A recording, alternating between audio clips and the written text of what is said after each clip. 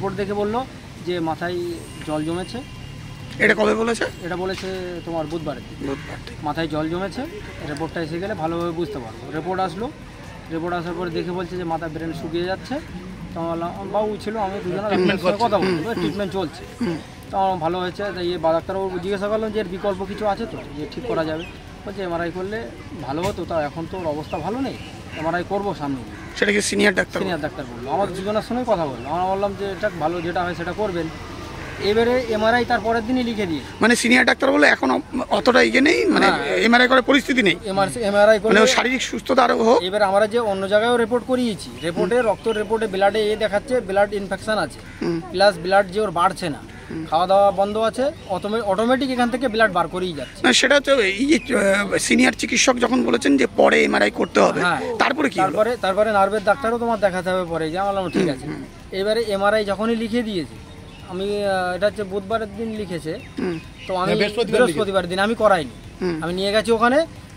MRI master ওখানে বলছে যে এখানে কন্টেস্ট লেখা রয়েছে, কন্টেস্টের পরে যদি আপনি ঘুমের ওষুধ খাওয়ান বাচ্চাকে বাঁচানো যাবে না।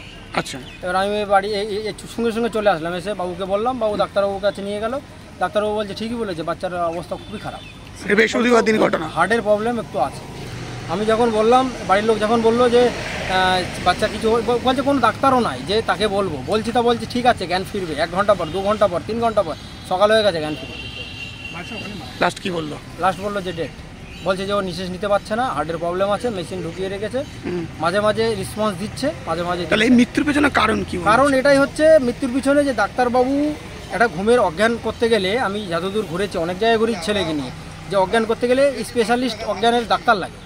এখানে একটা জুনিয়র ডাক্তার পাঠিয়েছে, কত এমএল লাগে কি লাগে জানে না, ও আন্দাজে ইঞ্জেকশন দিয়ে হাতে একটা সে নিয়ে দাঁড়িয়ে রয়েছে।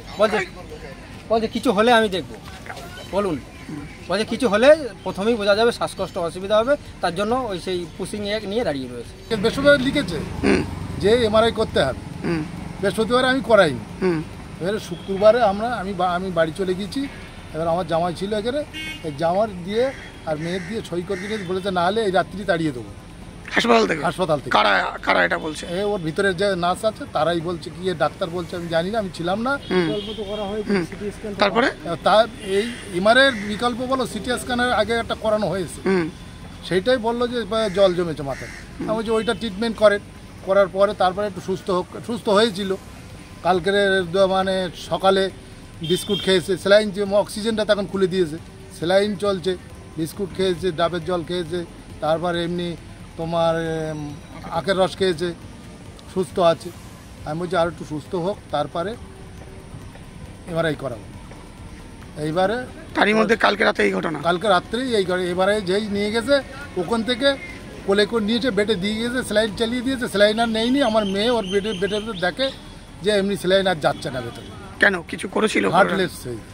সেটা কি ওকে কোনো ট্রিটমেন্ট শুরু হয়েছে? না, তারপর আর কোনো ট্রিটমেন্ট শুরু হয়। মানে এই যে স্যালাইন দেওয়ার জন্য যেটা বলছিলেন, যে স্যালাইন লাগিয়ে দিয়ে চলে গেছে ওরা, ওখান থেকে ওই ঘর থেকে এমআরআই থেকে নিয়ে এসে স্যালাইন লাগিয়ে দিয়ে চলে গেছে। ফলো করুন সংবাদ প্রতিদিন ডিজিটাল।